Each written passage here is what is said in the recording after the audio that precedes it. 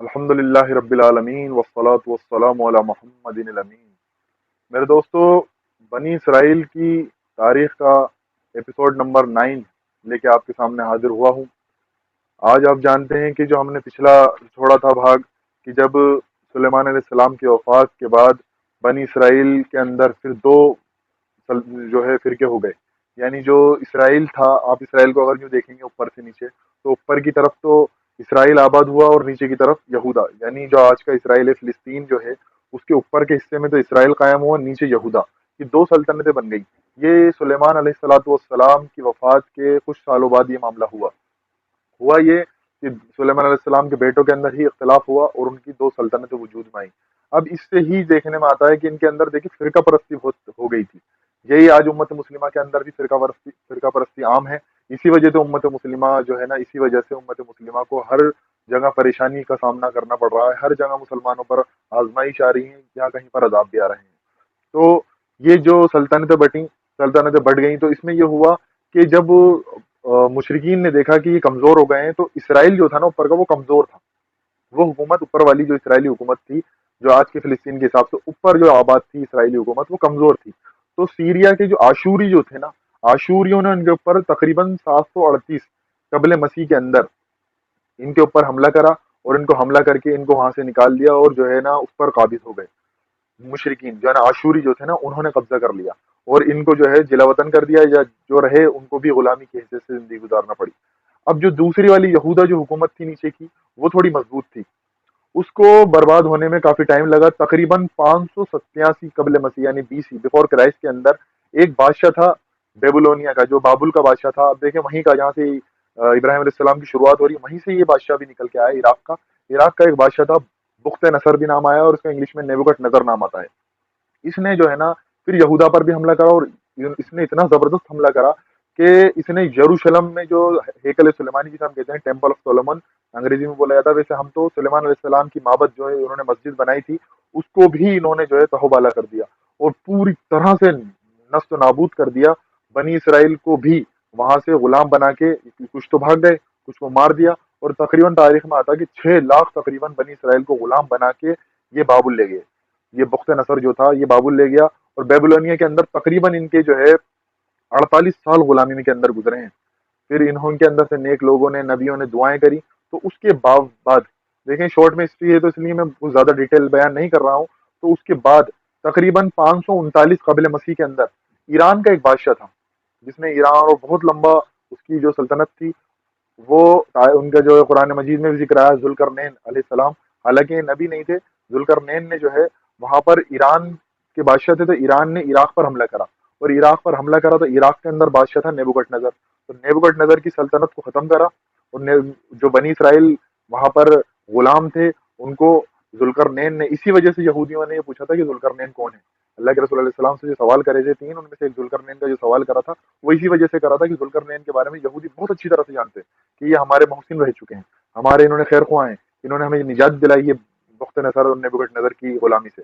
تو 539 قبل مسیح کے اندر ذوالقرنین نے تقریباً 48 سال ان کو گزر چکے تھے غلامی کے، پھر ان کو حملہ کرا ایران نے عراق کے اوپر، وہاں کی سلطنت کو بھی ختم کرا اور اس پر قابض ہوئے ذوالقرنین، اور 539 میں بنی اسرائیل کو آزادی ملی۔ تقریباً ایک سال بعد جب یہ وہاں پہنچے ہیں، تو وہاں جانے کے بعد ان سے ظاہر سی بات ہے نا، ان کے پاس پیسہ نہ کچھ، سر و سامان کچھ نہیں، لوٹ لیا گیا، جو تھا سب کچھ لوٹ گیا، شہر جو ہے نست و نابود ہو چکا ہے، ایک عمارت کوئی ثابت نہیں ہے، ان کے پاس پیسہ بھی نہیں تھا۔ تو پھر دارا اول جو تھا، دارا اول نے ان کی ذوالقرنین کی جو ہے حکومت میں سے ہی ایک دارا اول نام کا شخص تھا، اس نے ان کی مدد کری، تو انہوں نے دوبارہ سے جو ہے سلیمان علیہ السلام کی مسجد کو تعمیر کرا، جسے اپنی لینگویج میں ٹیمپل آف سولومن کہتے ہیں، دوبارہ تعمیر کری۔ اسی دور کے اندر ایک واقعہ اور پیش آیا، وہ بھی آپ کے سامنے رکھ دوں کہ 48 سال کے بعد جب یہ بخت نصر نے تقریباً جو حملہ کرا تھا 587 قبل مسیح میں، اسی دور کے اندر عزیر علیہ السلام کا وہاں سے گزر ہوا، جس کا قرآن مجید میں بھی ذکر ہوا ہے کہ 100 سال کے لیے اللہ تبارک و تعالیٰ نے ان پر موت طاری کر دی۔ 100 سال بعد ان کو اٹھایا تو انہوں نے دیکھا کہ یروشلم دوبارہ سے آباد تھا۔ یہ وہاں سے گزر رہے تھے یروشلم سے، عزیر علیہ السلام، تو انہوں نے کہا کہ اس مرے ہوئے شہر کو دوبارہ کیسے آباد ہوگا یہ، تو اللہ تبارک و تعالیٰ نے ان کے اوپر موت طاری کر دی، اور تقریباً 48 سال بعد تو بنی اسرائیل آئے، 48 سال گزر گئے اس واقعے کو، 100 سال بعد ان کو اٹھایا، یعنی 52 سال تقریباً جب پورا وہ معبد بن گیا، پورا شہر بن گیا، عبادت گاہ بن گئی، پورا شہر خوشیوں میں واپس کھیلنے لگا، तब जाके उज़ैर अलैहिस्सलाम को अल्लाह ताला ने बेदार करा, उनको दोबारा ज़िंदगी दी, या कह लें आप वक्ती मौत थी वो तारी कर दी थी, उससे उठाया। तो जब 100 साल बाद उज़ैर अलैहिस्सलाम ने देखा कि तो वो वापस शहर बन चुका था, तो अल्लाह ताला ने बता दिया अल्लाह ताला ही मुर्दा करता है, अल्लाह ताला ही जिंदा करता है, तो इसमें भी शक नहीं करना चाहिए। तो फिर उज़ैर अलैहिस्सलाम ने एक तहरीक चलाई, तौबा की तहरीक, कि रिपेंट, तौबा करो, अल्लाह से इस्तगफार करो, तौबा करो, यही तुम्हारी निजात का जरिया है। इस वक्त तुम गुनाहों में लथपथ हो चुके हो, तुम्हारे दिल काले पड़ चुके हैं, तुम्हारे जो है किरदार बहुत बुरे हैं, तो अपनी तौबा के जरिए अपना इस्लाह करो, अपना तज़किया करो, अपनी तज़हीर क़ल्ब करो। तो उज़ैर अलैहिस्सलाम ने इनकी एक जो है ना ये तहरीक चलाई, तो इसमें उज़ैर अलैहिस्सलाम को जो है ना इतनी मकबूलियत भी हासिल हुई कि उनकी तहरीक को लोगों ने, सब बनी इसराइल ने सपोर्ट करा। एक बड़ी ममलकत वजूद में आई उज़ैर अलैहिस्सलाम की तौबा के वजूद में। इसके बारे में तारीख में आता है ये बहुत बड़ी हुकूमत थी, या तकरीबन तकरीबन सुलेमान अलैहिस्सलाम जैसी हुकूमत थी। लेकिन सुलेमान अलैहिस्सलाम को तो फिर हवाओं पर, परिंदों पर, जिन्नातों पर भी तसल्लुत हासिल था। लेकिन इन्होंने ज़मीनी रकबे के हिसाब से सुलेमान अलैहिस्सलाम से भी बड़ी हुकूमत कायम करी। उज़ैर अलैहिस्सलाम के दौर की ये बात है। उज़ैर अलैहिस्सलाम की ये मामला हुआ, उज़ैर अलैहिस्सलाम की वफात हुई, फिर इनके अंदर वही मामला हुआ, इनके अंदर बिगाड़ आना शुरू हुआ, दोबारा से ये मामला हुआ 334 कबल मसीह यानी बिफोर क्राइस्ट के अंदर।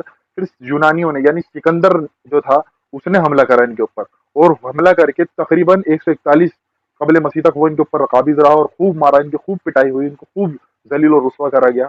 लेकिन जब इनकी फिर जाहिर सी बात है मार खा खा के जागते हैं, बनी इसराइल का मामला यही रहा है, पूरी तारीख आपने सुनी। तो 141 कबल मसीह के अंदर फिर जो है ना बनी इसराइल एकजुट हुए वापस से ही, और उन्होंने 141 कबल मसीह के अंदर यूनानियों को भी हरा दिया, और वहां पर फिर इन्होंने एक बहुत बड़ी हुकूमत कायम करी 141 कबल मसीह के अंदर।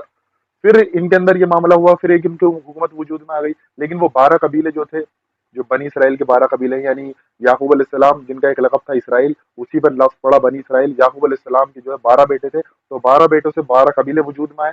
तो 63 कबीले मसीह के अंदर अभी इनकी हुकूमत कायम थी। तो इनके अंदर फिरका परस्ती रही। अब जो दबा कौचला कबीला था, उसने क्या करा, उसने रोमी सल्तनत के बादशाह पोम्पी को बुलाया कि आओ और आप इनको जो है खत्म करो। आप लोगों को हम मान लेंगे लेकिन इनको नहीं मानेंगे, ये मेरे भाई, जो मेरे खानदानी लोग हम काबिज हुए हुए हैं इस हुकूमत के ऊपर, इनको तवाबाला करो और एक निज़ाम यहाँ पर आप कायम कर दो। हालांकि ये रोमी जो थे उनके अंदर डेमोक्रेसी आम थी, तो उन्होंने करा ये कि रूमी आए, वहां पर हुकूमत कायम करी। उन्होंने अभी कुछ बर्बाद नहीं करा दी, ये बाद में होगा। ये तो हुकूमत कायम करी, और वहाँ उनका एक डेमोक्रेटिक मामला था, तो उन्होंने क्या करा, डायरेक्ट हुकूमत नहीं करी। जैसे कि आप देखें अंग्रेजों ने डायरेक्ट यहाँ हुकूमत नहीं करी, राजा रजवाड़ा नवाबों को, जैसे हिंदुस्तान के अंदर राजे रजवाड़े नवाबों को अपनी पपेट बना लिया, ऐसे ही रूमियों ने इसराइल के अंदर से, बनी इसराइल के अंदर से एक शख्स को अपना नाम नुमाइंदा बना के यहाँ बिठा दिया, और वो उनके फैसले सादिर करता था। तो इसके बाद जो हुआ, जो कुछ भी, वो इंशाल्लाह मैं आपके सामने नेक्स्ट पार्ट में रखूंगा। अब देख लें यहाँ पर है तो असल में काबिज रूमी, जो कि अभी मुशरिक हैं, अभी ये ईसाई नहीं हुए, ये ईसाई होंगे बाद में। तो ये अभी रूमी, ये काबिज हैं, लेकिन असल हुकूमत ही नहीं किया, लेकिन इन्होंने अपना नुमाइंदा बनी इसराइल में से ही एक शख्स को बना रखा था। फिर इनकी दोबारा तबाही आएगी, वो कब आएगी इंशाल्लाह नेक्स्ट पार्ट में। हजरत ईसा अलैहिस्सलाम की पैदाइश हुई, और उसके बाद उनको जो आसमानों पर उठाया गया, उनका रफ़ाए समा भी हुआ, वो उसका नक्शा आपके सामने खींचने की मैं कोशिश करूंगा। एक बात और बता दूं, कुछ अरसे के लिए यहूदियों के अंदर उज़ैर अलैहिस्सलाम इतने मकबूल हो गए थे कि उन्होंने उज़ैर अलैहिस्सलाम को अल्लाह का बेटा ही बना लिया। मेरी पिछली वीडियोस में आप देखेंगे तो मैंने उसमें जिक्र भी करा है कि उन्होंने बहुत ज्यादा बड़ा उनको बना लिया था, अल्लाह का बेटा बना लिया था। सूरत तौबा में गालिबन इनका जिक्र भी हुआ है कि यहूदियों ने उज़ैर अलैहिस्सलाम को अल्लाह का बेटा बना लिया, लेकिन फिर बाद में इनके अंदर जो है इन्होंने अपनी इस्लाह करी, तो यह मामला इनके लिए नहीं पाया जाता। लेकिन उज़ैर अलैहिस्सलाम इनके लिए बहुत मुतबर्रिक और बहुत आला शख्सियत और बहुत बड़े नबी का हैसियत रखते हैं इनके अंदर भी। तो इंशाल्लाह नेक्स्ट पार्ट आप सुनिएगा। अल्लाह तबारक व तआला से दुआ है कि परवरदिगार हमें कहने सुनने के साथ साथ अमल की तौफीक अता फरमाए। व आखिर दावाना अनिल हम्दुलिल्लाहि रब्बिल आलमीन।